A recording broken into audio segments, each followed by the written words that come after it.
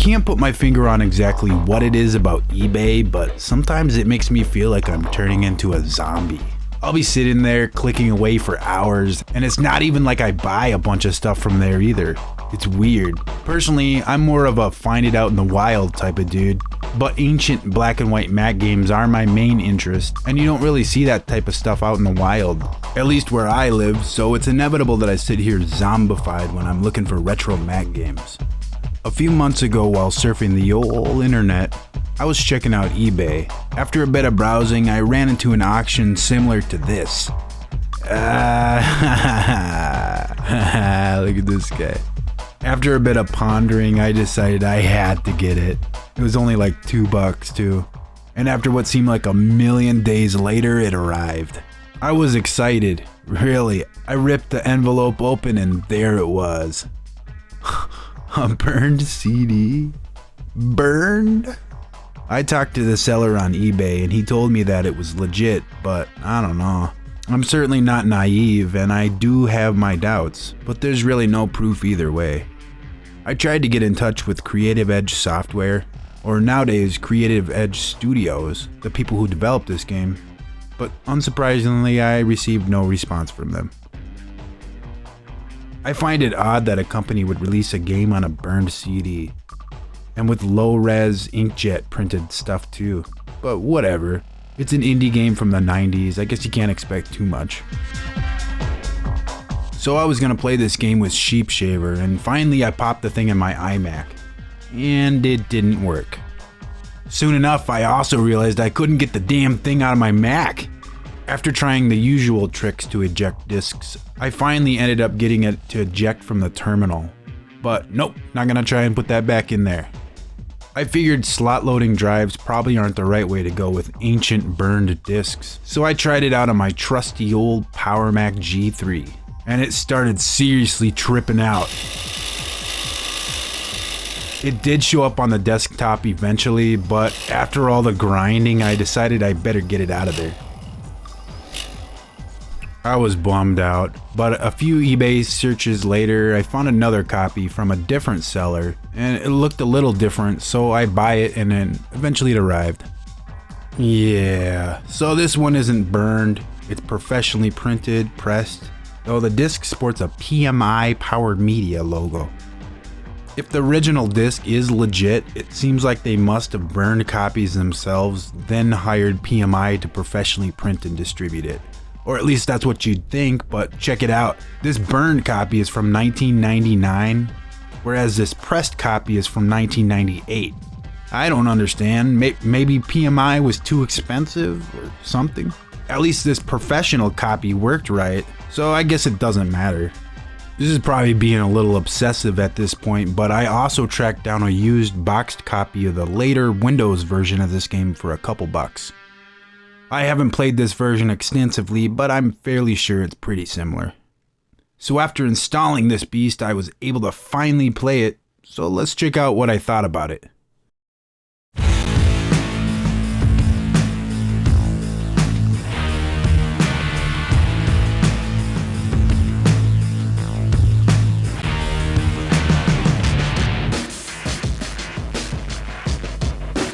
As I mentioned, the Untouchable was developed by Creative Edge Software, who now goes by Creative Edge Studios. These are the same folks who later released other games, such as Bikini Karate Babes and Bikini Karate Babes 2 Warriors of Elysia. Boobs.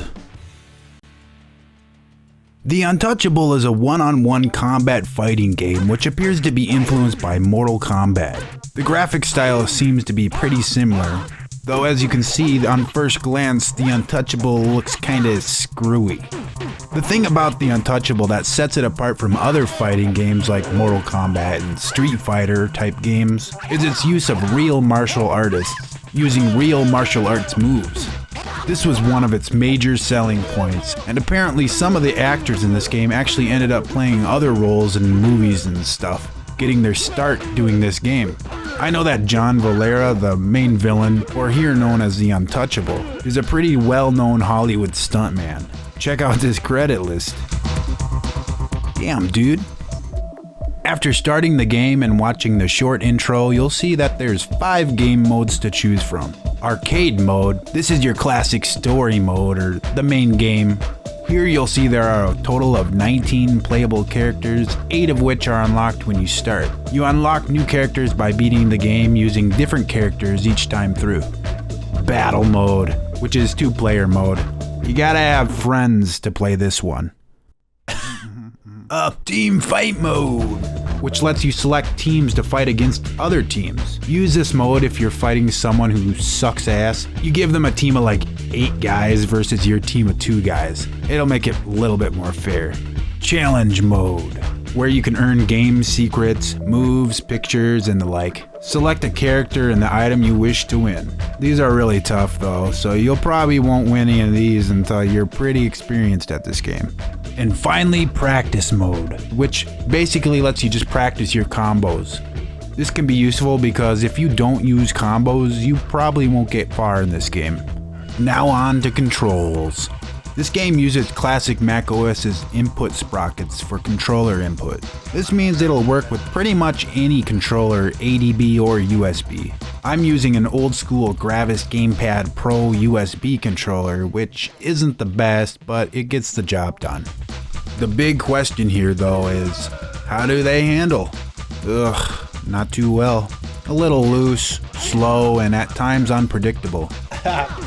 Your character has to finish his executions before you can start again, and you often leave yourself wide open to attacks, so this is something you'll have to get used to. I guess you can describe the controls as a whole like that, something that you'll have to get used to. And you do, but not until you actually invest the time into it. I don't think this is the kind of game that you can just pick up for the first time and win. I found the difficulty of the game to be too damn high. And I've been playing on easy. Now I'll admit that I'm not the best at fighting games, but this game whooped my ass real quick. Repeatedly. There's this difficulty spike that shoots up real quick after winning a few fights, to the point where it feels unfair. Which brings us to our next topic, gameplay. This is a question that I love to ask. How's the gameplay? It's good. It looks screwy as hell, and I sure as hell wouldn't want to be one of these jerks in the game, but it's good. The game's got everything you'd expect from a fighting game. Punch, kick, block, jump, combos. All your standard stuff is here. Every character that I tried genuinely felt different, and they all have different combo moves to them too. I spent most of my time playing the arcade mode, putting a couple hours into it here and there, getting my ass kicked so many times to the point that it gets frustrating. I know for a fact it's probably because I don't block enough, but I don't know. Sometimes it just feels too fast. Like the computer immediately knows how to counter my moves. I probably should mention again that I was on beginner too. I don't even want to imagine playing on the harder difficulties. Only once was I able to make it to and beat the Untouchable. Thankfully I had it recorded. Unthankfully my sound got unsynced while I was recording, so this might not be perfect. My strategy here was just to spam him with combos. They call him the Untouchable, I think because you literally cannot touch him. He goes invisible. This tactic feels a bit cheap, but whatever, I'm cheap here too.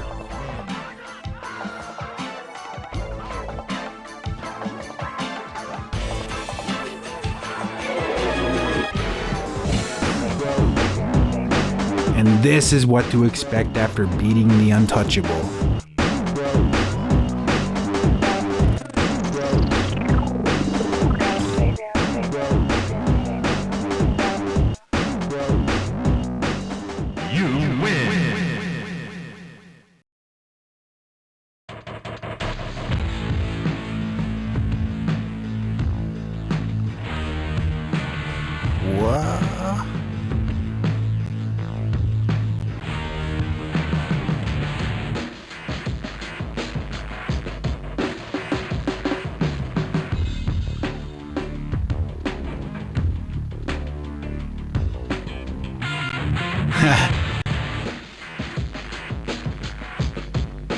I know what you're thinking. You just didn't see the other parts of the story. There's probably more to it, right? Nah, not that I could find. The manual has this, but it creates more questions. Bears an unknown identity and motive. His actions have always been a positive element in this affair. Really? If his motive is unknown, then who's to say his actions are positive? What the hell? My final thoughts about this game are that, on the surface, The Untouchable appears to be a commercial game presented in a manner that just makes it look kinda screwy. The graphics, while created in an interesting way using digitized video footage, really aren't too great. They're pretty pixelated and only use 8-bit color. The sound effects aren't real great either. They kinda sound too loud, almost like they clipped while recording. If you dig a bit deeper into the development of this game, which I'm sure most people wouldn't, you'll see that it's really just an indie game that tried reaching too high. I feel this game would have been far more successful if Creative Edge would have embraced the shareware scene of the day, and not tried to go the same route as major publishers. I can see why they distributed on a CD the way they did, as the installer dumped around 700 megabytes onto my hard drive for the full install. This would have been near impossible for people to download back then, though most of the space is used by the video files in the game. What they should have done was not include those videos, or only include them on a special version. As we just saw, they really don't add much to the game. If they stripped those videos and did some optimizing, they probably could have something that would be downloadable. That being said, the use of distributing on CD also let them use real music as the soundtrack for this game. It's pretty good too if you like 90s electronic music and bands like Future Sound of London, Juno Reactor, Sister Machine Gun, Pistol, and others. I'd recommend checking out this game if you're a fan of obscure fighting games or games that have that B-movie quality to them. I've seen a lot of sellers online trying to charge $30 and such for this game. I don't recommend paying that much, but anything below $5 to $10 I'd say go for it. Just make sure you find the pressed CD version of it, unless you hate your computer. Believe it or not, The Untouchable 2 is supposedly in the works too, set to release on iPad sometime. The game has been teased for a while though, so it could just be vaporware. I guess the Untouchable game engine has also been worked on a bunch for those Bikini Karate Babe games, but I don't know dude, I don't play porno games. But Jon Valera does. Here's a video of him playing Bikini Karate Babes.